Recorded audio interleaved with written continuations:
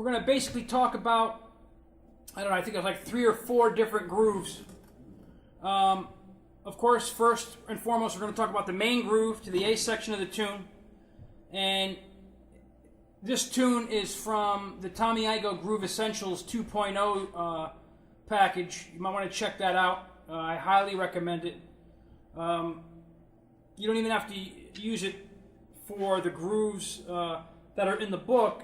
You can use it like I use it, which is, yes, obviously to learn the grooves in the book, but also to create your own interpretation of the tunes as far as drum parts go, and see how creative you could be. And this is the part, what you just heard is the part, or parts that I came up with for the tune.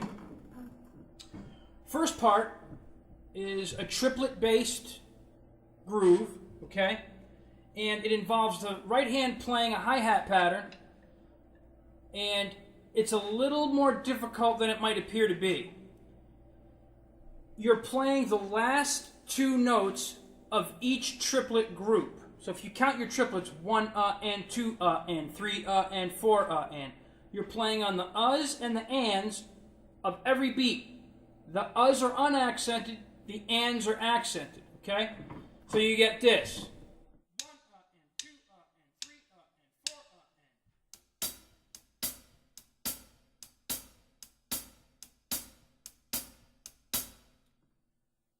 That is the hi-hat pattern, okay? The entire hi-hat pattern. And the reason why I'm saying that is because with everything going on, sometimes there's an illusion that there's actually more going on there than there really is, and there's not. The next variable that we're going to talk about is the snare drum, which is going to occur on 2 and 4. Okay? So if you put the 2 together, you're going to get this. 1 and 2 and 3 and 4 and.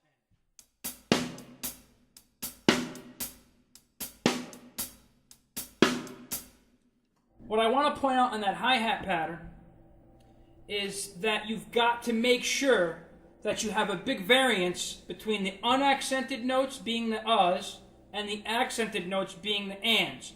Otherwise, it's not going to groove for you, okay? It's going to sound a little weird.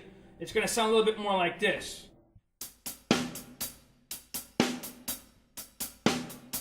And to play it up to tempo with that same type of technique, it sounds like this.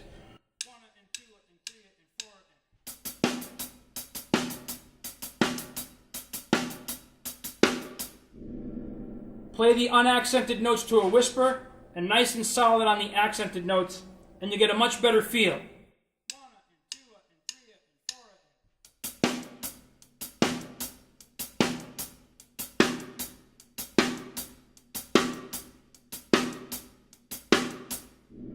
You might be saying, okay, why that pattern, dude? Why did you play that pattern?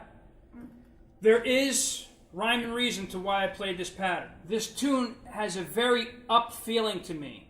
And because of that, by putting the accents on the ands, it keeps the feel almost suspended, okay?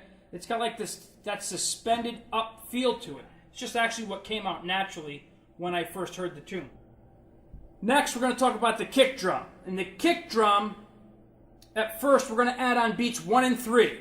Just to make this simple, okay? So 1 and 3, kick drum. I'll play it slow. 1 and 2 and 4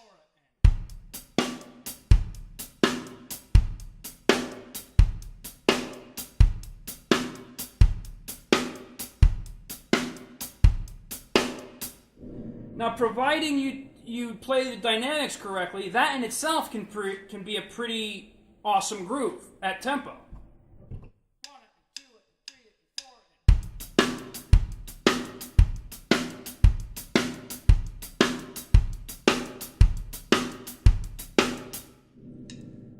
The next thing we're going to do for this, for the groove for this section is we're going to now put the kick drum within beats 2 and 4.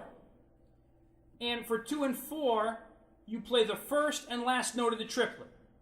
So you get da, da, da, da. So you're going to get this.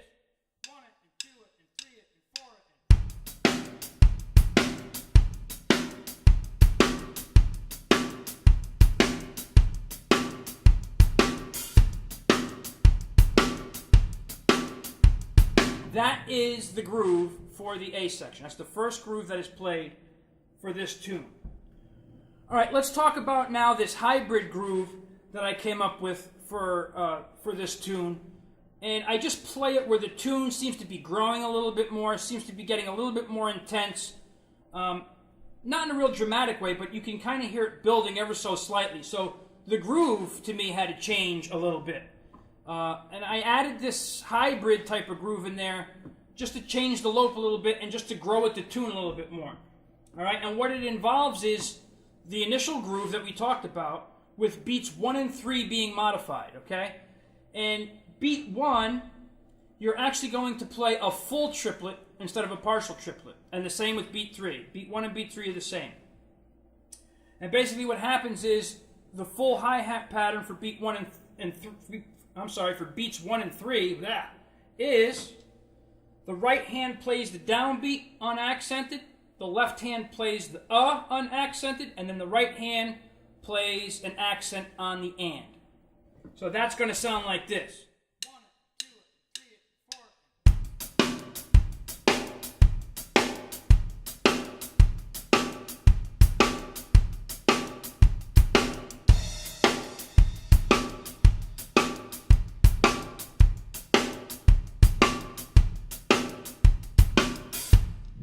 Okay, I'll play it a little slower so you can check it out a little bit better, okay? 1, 2, 3.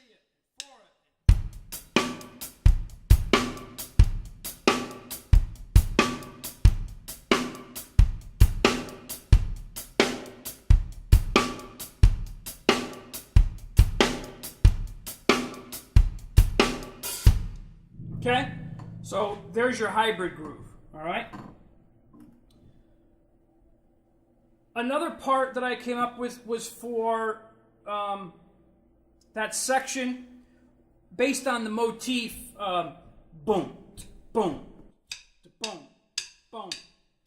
boom, boom, boom, boom, all right? What you're going to do there, or what I did there, and hopefully this will explain what I did in a way that you'll be able to learn it if you like. I heard, when I listened to the tune, I heard like this marchy thing going on there. I heard a rhythm being played on the snare drum with the 4 being accented with the floor tom. Okay? Almost like a New Orleans type of influence thing, but without that it doesn't really have that New Orleans feel, but the instrumentation is indicative of that second line type of New Orleans type of thing. To break this down in the simplest way I know how, we're going to start with the hi-hat. The hi-hat's being played with the foot on quarter notes, and on beat 4 it is splashing. So this is the hi-hat pattern. 1, 2, 3, 4.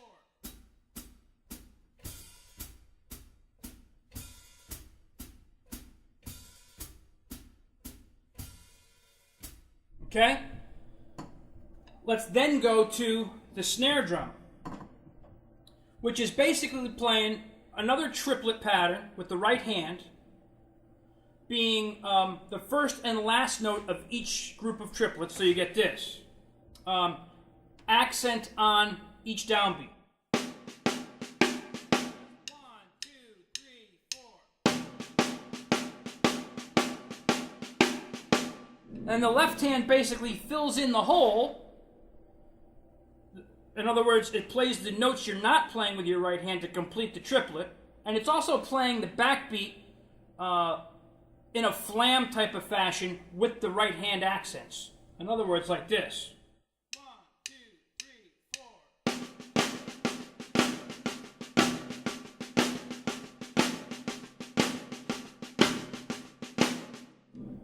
Then the right hand, you can then take the right hand after you practice that, move it over to the floor tom on beat 4, which goes along with the splash with the hi-hat, so you get this.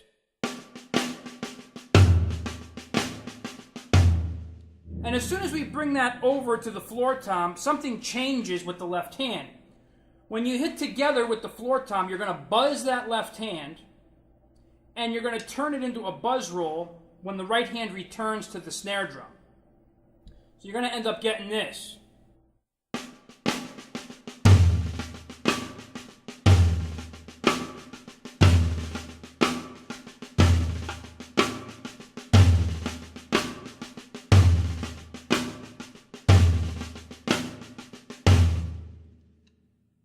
Last but not least, you're going to add the kick drum in, which plays that motif we talked about. Boom, boom, boom, boom. So now with everything together, you're going to get this.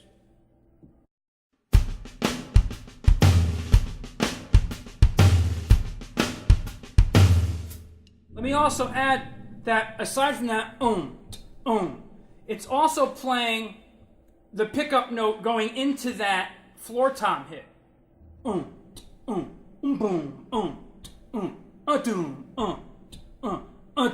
Okay?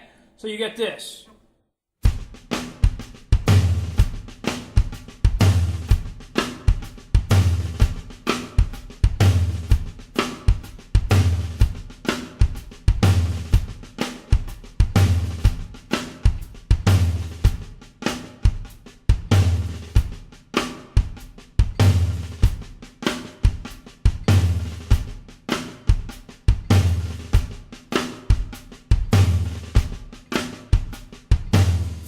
One thing I want to make sure that is clear, when the floor tom hits with the snare drum, they're not really hitting together.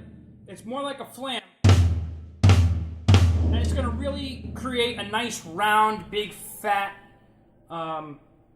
feel to the groove. Same thing when the snare drum hits with the left hand and the right hand, it's more like a flam. So check this out.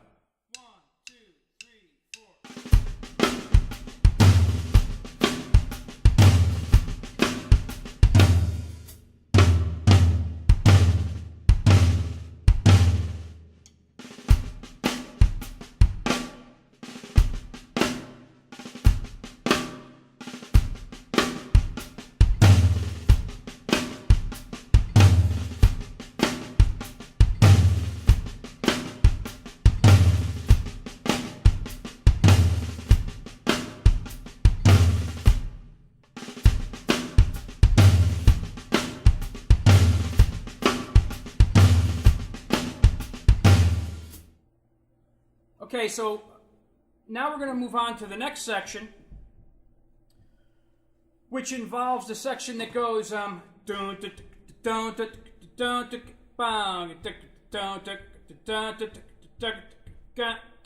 okay?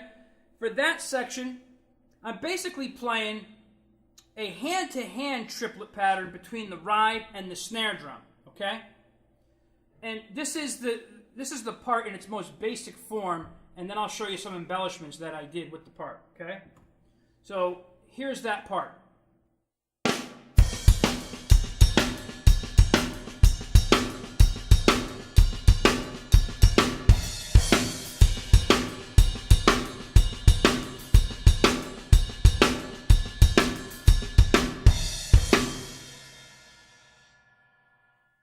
I'm trying to recall the tune in my head. I'm not sure if those hits are exactly what they're supposed to be. That's not the important part here. The important part is the groove to the section, okay? So that's where we're going to focus our efforts right now. And for this groove, again, it starts with a hand-to-hand pattern. The accents on the first two, on the one and the and.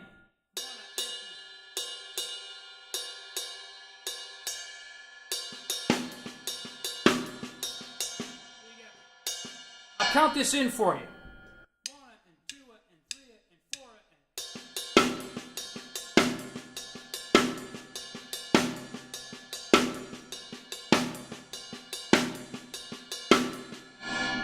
So that's a pretty easy pattern, okay? You're just playing hand to hand and accenting the one and the and, okay?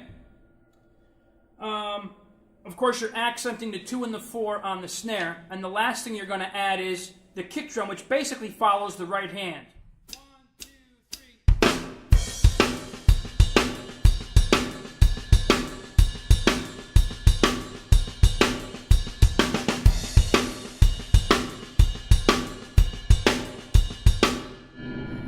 Okay, and occasionally you're going to see me go over and play like this roll-y thing going on between the ride cymbal and the hi-hat. So I'll give you an example of what I'm talking about, and then we'll talk about exactly what it is, okay?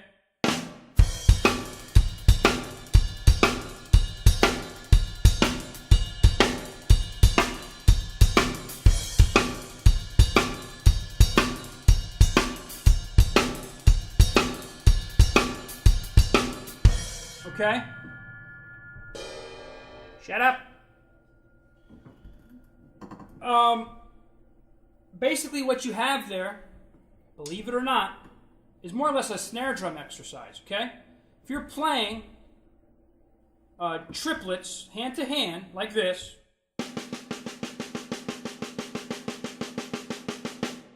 and you double each stroke, you're of course going to get a roll.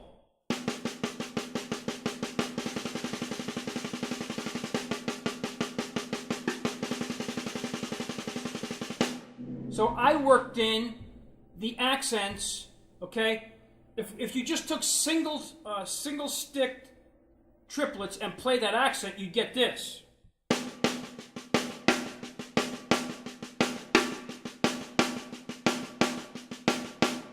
And basically what I did is I just took the notes that are not accented and I doubled them.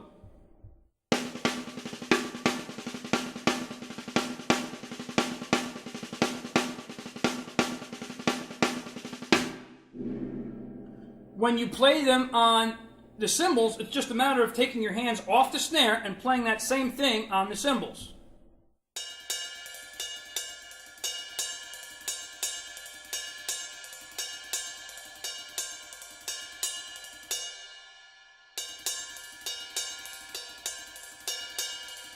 Sounds a little cooler when you have the hi-hat playing quarters like we talked about.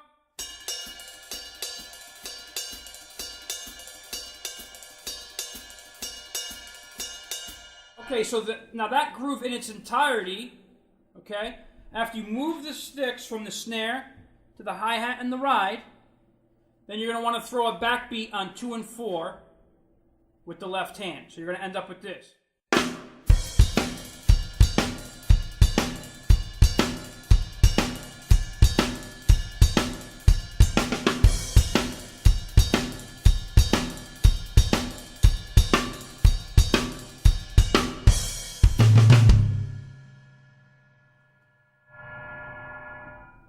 Okay, there's that groove. There's actually one more groove that I want to talk about. Remember this section we talked about that broke down with the snare drum and the floor tom? Okay? The second time that happens in the song, I do like this funky thing, this funky type of hi-hat pattern, with the kick and the snare remaining the same as it did in the original groove. And basically, let me play it for you first, then I'll tell you what it is, okay? 1, 2, 3.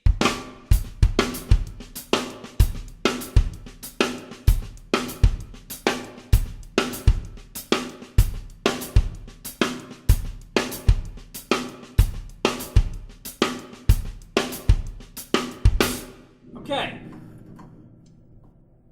Some guys listen to that and hear it and go, oh, I can play that, and they play it. They could just hear it and play it. Other guys, it kind of throws them for a loop. It almost sounds, it gives the illusion like you're playing like an eighth note pattern over here on the hi-hat with like this triplet feel thing going on between the kick and the snare. In actuality, it's all triplet. And believe it or not, it's all hand-to-hand triplet. What's really screwing this thing up good is where the accents are thrown on the hi-hat. It's adding a very interesting spice, if you will, to the groove and to the lope of the tune. What you have is this. You basically have your hand-to-hand triplet, like I talked about, with an accented snare on the backbeat, 2 and 4. So you get this.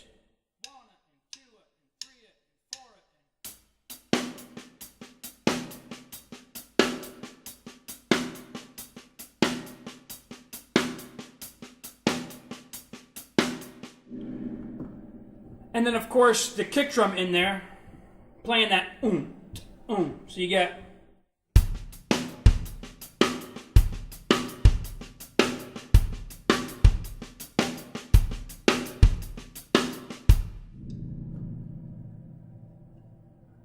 As you can see, it's really not that difficult until you add the biggest element of this groove. It really gives the groove identity and makes it what it is. And it's the accented pattern. And all the accented pattern is every other note starts with an accent on the first beat, and then every other note is accented thereafter, okay? So you get this.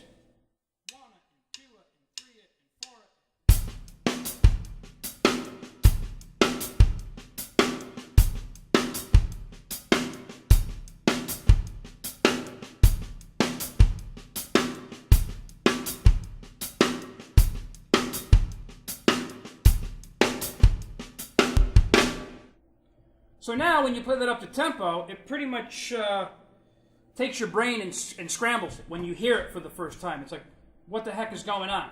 Now that you know what's going on, it should make a little bit more sense to you. So here it is up to tempo.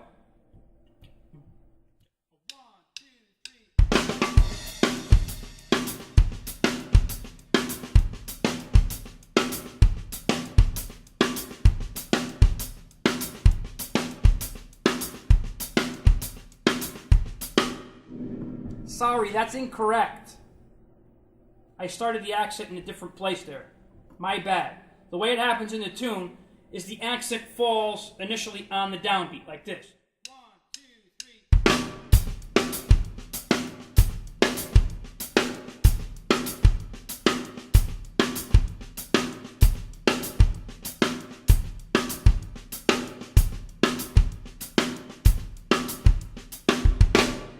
3. Okay.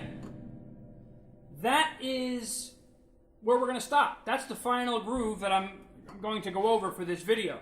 If you have any questions or issues with learning the grooves, please post them up under this video and I'll get to them as soon as I possibly can. I want to thank you for sticking with me for this entire lesson.